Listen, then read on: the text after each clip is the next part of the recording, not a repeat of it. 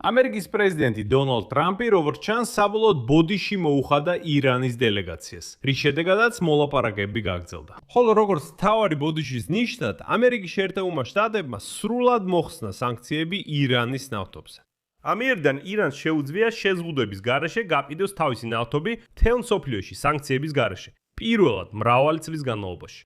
ამასთან ახლა ირანს ნებადართული აქვს გაკიდოს თავისი ნავთობი თვით ამერიკის შეერთებულ შტატებშიც კი ამერიკულ დოლარად და ეს დოლარები შეუძლიათ მიიღონ იმ ირანელებმა, ვისაც ამერიკელები ადრე ტერორისტებს უწოდებდნენ.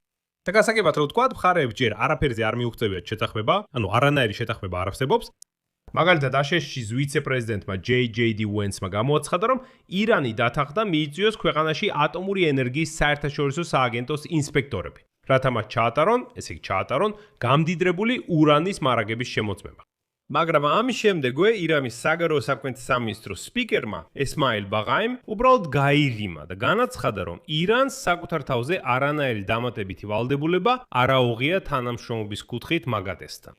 ამის შემდეგ დონალდ ტრამპი საჯაროდ რა მოვიდა თქვა, არა, თქვენ არაფერს არ იგებთ. ირანი მაინც დათანხმდა იმაზე, რომ ინსპექტორები ჩავლენ ირანში. თეირანში კიდევ ერთხელ გაიმეორეს, რომ არა, ჩვენ ასეთი ვალდებულება არ აგვივია. გარდა ამისა, ბაგაიმ დაამატა, რომ ბირთვული პროგრამის საკითხი მემორანდუმის 14 პუნქტიდან მეტ 13-ზე დგას და რომ მასამდე მისასვლელად აშშ-ს უნდა შეასრულოს წინა 12 პუნქტი. ეს კი ლიბანში ომის შეჩერებას, ბლოკადის მოხსნას, აბსოლუტურად ყველა სანქციისა და ექსპორტის შეზღუდვის გაუქმებას და ირანის აქტივების განბლოკვას გულისხმობს. და ბაგაი ამბობს, რომ ამის შემდეგ შესაძლოა ბირთვულ პროგრამაზე ვისაუბროთ. მაგრამ არის კარგი ამბავიც. ახალაბებში არმუზის სრუტე საბოლოოდ გაიხსნა, რაზეც ირანიც დათანხმდა. შეთანხმდნენ მექანიზმზე, თუ როგორ გაიხსნება და როგორ იმუშავებს იგი. მოკლედ, მოგით ამ გამოშვებაში განვიხილოთ ბოლო სიახლეები იმის შესახებ, თუ როგორ ამარცხებს დონალდ ტრამპი ირანს დიდი ხმაურით. ჩემი სახელი ალექსეი პეჩი, მოდით ერთად განვიხილოთ ეს თემა. მაგრამ სანამ დავიწყებთ, გთხოვთ გამოიწეროთ არხი, დაალაიქოთ და დაწეროთ ნებისმიერი თქვენი კომენტარი ამ ვიდეოს ქვეშ. მოკლედ, შვეიცარიაში აშშ-სა და ირანის დელეგაციებს შორის მოლაპარაკებები დასრულდა დონალდ ტრამპის მხრიდან კიდევ ერთი დათმობით. მაგრამ მანამდე მოგიყვანთ ძალიან საინტერესო სოციოლოგიურ მონაცემს. სოციოლოგიური გამოკითხვის მიხედვით, რომელიც გამოქვეყნდა გამოცემა The Times of Israel-ში, 92%-მა ისრაელელებმა მიიჩნიეს, რომ მიმდინარე ომში ირანი გახდა გამარჯვებული. ამ მოკითხვამ არჩევნა, რომ თუნდაც იმ ამომრჩევლებს შორის, რომლებიც მხარს უჭერენ მემარჯვენე ბლოკს პრემიერ-მინისტრ ბენიამინ ნეთანიაუს ხელმძღვანელობით, 93.1% მიიჩნევს, რომ ირანი გახდა გამარჯვებული.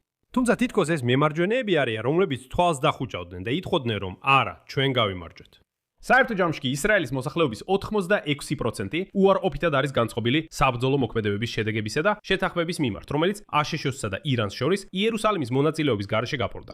და 88%-მა ისრაელის მოსახლეობისა მიიჩნევს, რომ ქვეყანამ ვერ მიაღწია იმ მიზნებს, რის გამოც საერთოდ დაიწყო ომი ირანის წინააღმდეგ. მაგრამ დონალდ ტრამპი ამტკიცებს, რომ ირანმა საბოლოოდ მაინც კაპიტულაცია გამოაცხადა. და გამარჯვებული სულისკვეთებით, შეერთებულმა შტატებმა საბოლოოდ მოხსნა სანქციები ირანზე. ირანის საგარეო საქმეთა სამინისტროს წარმომადგენელმა ისმაილ ბაღაიმ განაცხადა, რომ ირანმა და აშშ-მ შეთანხმდნენ სპეციალური მექანიზმის შექმნაზე, რათა უზრუნველყონ გემების უსაფრთხო გადაადგილება ჰორმუზის სრუტეში შვეიცარიაში გამართული პირველი მოლაპარაკებების რაუნდის დროს. ასევე მისი თქმით განიხილებოდა ირანული ნავთობისა და ნავთობპროდუქტების გაკიდვის ნებართვის გაცემის საკითხი და თეირანის გაყინული აქტივების განბლოკვა. ირანის საგარეო საქმეთა მინისტრმა აბას არაქჩიმ დააზუსტა, რომ ნავთობის ექსპორტსა და აქტივების განბლოკვასთან დაკავშირებული გადაწყვეტილებები სრულად შეთანხმდა.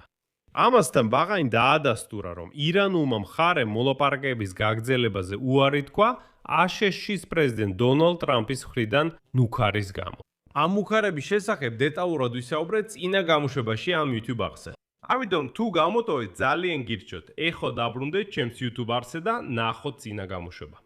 სადაც ტრამპი რეკავდა და უშუალოდ ირანის დელეგაციის წევრებს ემუქრებოდა და ეუბნებოდა, რომ თუ დათმობაზე არ წახვალთ, თქვენს ქვეყანაში ცოცხლები აღარ დაბრუნდებით. რაზეც ირანმა განაცხადა, რომ მათ ვერავინ დააშინებს და ტრამპისგან ბოდიშის მოხდას მოითხოვა მოლაპარაკებების გასაგრძელებლად. როგორც ხედავთ, მოლაპარაკებები გაგრძელდა.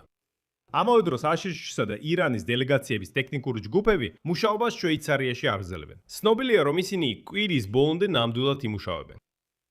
მოგვიანებით პაკისტანმა და კატარმა, რომლებიც აშშ-სა და ირანს შორის მოლაპარაკებებს შუამავლობენ, პირველი შეხვედრის შემდეგ ერთობლივი განცხადება გამოაქვეყნეს. განცხადებაში ნათქვამია, რომ მოლაპარაკებები პოზიტიურ და კონსტრუქციულ ატმოსფეროში წარიმართა, რამაც მხარეებს იმედის მომცემი პროგრესის მიღწევის საშუალება მისცა.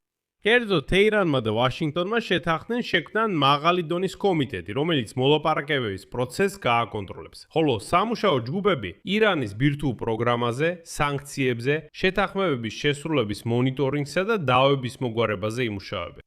გარდა ამისა, თეირანმა და ვაშინგტონმა შეთანხმდნენ მექანიზმზე, რომელიც ისრაელსა და ჰიზბულას შორის ლიბანში საბრძოლო მოქმედებების შეწყვეტის კონტროლს უზრუნველყოფს. აი ეს პუნქტი საერთოდ უზარმაზარი სილაა ისრაელისთვის, რომელიც თავად დონალდ ტრამპმა გააცნა. კიდევ ერთხელ მოვუსმინეთ, თეირანი და ვაშინგტონი ერთმანეთს შორის შეთანხმდნენ, რომ შექმნიან ჯგუფს, რომელიც დააკვირდება, რომ ისრაელსა და ჰიზბულას შორის ომი არ იყოს. ამას საერთოდ რა ქვია? სუვერენიტეტის საკითხი საერთოდ აღარ განიხილება. მაგრამ, როგორც ამბობენ, ეს ყველაფერი სიტყვებია, ხოლო რეალურად ირანმა მიაღწია იმას, რასაც ომით ვერ მიაღწია. ამერიკის შეერთებულმა შტატებმა ირანის ნავთობზე სანქციები მოხსნა, თანაც სრულად. ამერიკის შეერთებული შტატების ფინანსთა სამინისტროს უცხოური აქტივების კონტროლის ოფისმა გასცა ლიცენზია 21 აგვისტომდე ვადით, რომელიც საშუალებას აძლევს ირანში წარმოებული ნავთობისა და ნავთობპროდუქტების ვაჭრობას. ნებართვა გაცემულია 60 დღით ამ პერიოდში. როგორც ვარაუდობენ თეირანმა და ვაშინგტონმა, უნდა მიაღწიონ ყოვლის მომცველ შეთანხმებას სადაო საკითხებზე, რომლებიც აღწერილია მემორანდუმში, რომელიც მათ გასულ კვირას მოაწერეს ხელი. როგორც მიხვდით, შეიძლება გავიდეს 60 დღე და არანაირი შეთანხმება არ გაფონდეს, მაგრამ ამ 60 დღის განმავლობაში ირანს შეუძლია თავისი ნავთობით სრულიად ღიად ვაჭრობა. ასეთი რამ ძალიან ბევრი წელია არ ყოფილა. მაგრამ ამერიკის შეერთებული შტატების ფინანსთა სამინისტრომ არა მარტო დაუშვა ირანის ნავთობის მრეწველობის პროდუქციის ექსპორტი და მისი შეძენა მესამე ქვეყნების მიერ, შეერთებული შტატები, როგორც მიუთითებს გლაზა, в лицензии иранская нефть შეიძლება მიტოდებული იქნას თვით ამერიკის შეერთებულ შტატებშიც კი. ხოლო გადახდა შეიძლება განხორციელდეს ამერიკული დოლარებით, მათ შორის იმ დოლარებით, რომლებიც ამერიკელებს აქვთ. დოლარებით. მათ შორის სანქციების ქვეშ მყოფ ირანულ პირებსა და ორგანიზაციებსაც. ანუ თუ გავაშიფრავთ, ეს არის ძალიან ფართო სანქციების მოხსნა, არა მხოლოდ ნავთობის გაყიდვაზე, არამედ მაგალითად ისლამური რევოლუციის გუშაკთა კორპუსზე, რომელსაც ამერიკელები ტერორისტებს უწოდებდნენ, ახლა კი შეუძლია მიიღოს დოლარები ნავთობის გაყიდვისთვის. კარგი, მინიმუმ 60 დღე, მაგრამ ამ სანქციების მოხსნაში უკრაინისთვისაც არის მნიშვნელოვანი მომენტი. კი, მაინც რაღაც პლუსია. ირანს ნებადართეს ნავთობის გაყიდვა მთელ მსოფლიოში. გარდა ჩრდილოეთ კორეისა, კუბისა და უკრაინის ოკუპირებული რეგიონებისა, მათ შორის კრიმის. მაგრამ საქმე იმაშია, რომ მოლაპარაკებების დროს სანქციები მოხსნეს არა უბრალოდ ირანიდან, არამედ იმ ირანელი ჩინოვნიკებიდან და ორგანიზაციებიდან, რომლებსაც ამერიკელები ადრე ტერორისტებს უწოდებდნენ.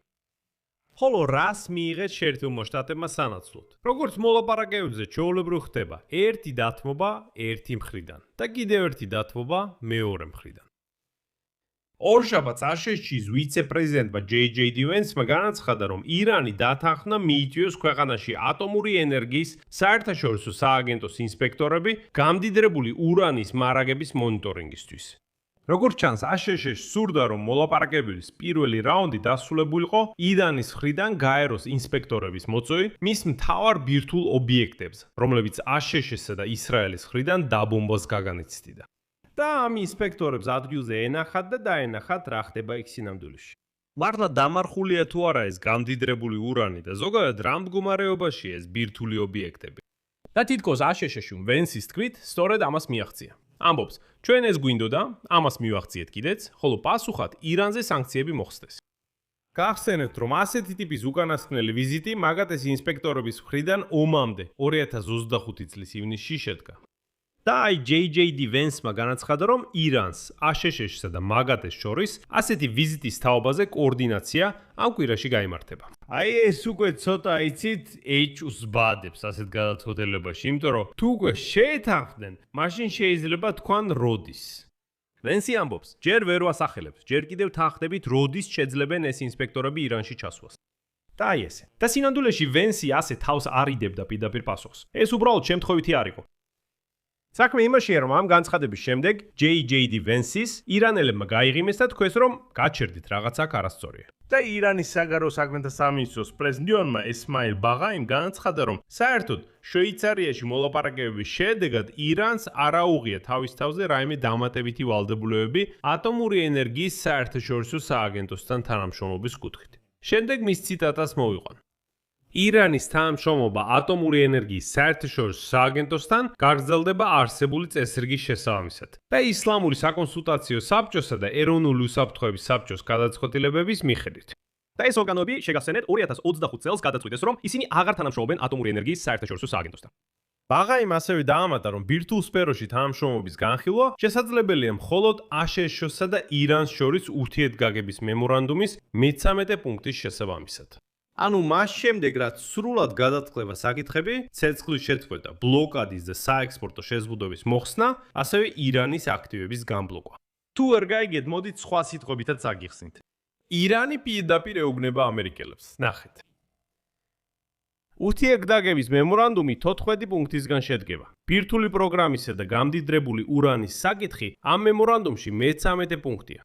აი რომ მასამდე მიაღწიოთ, ჯერ უნდა გადაჭრათ წინა 12 საკითხი.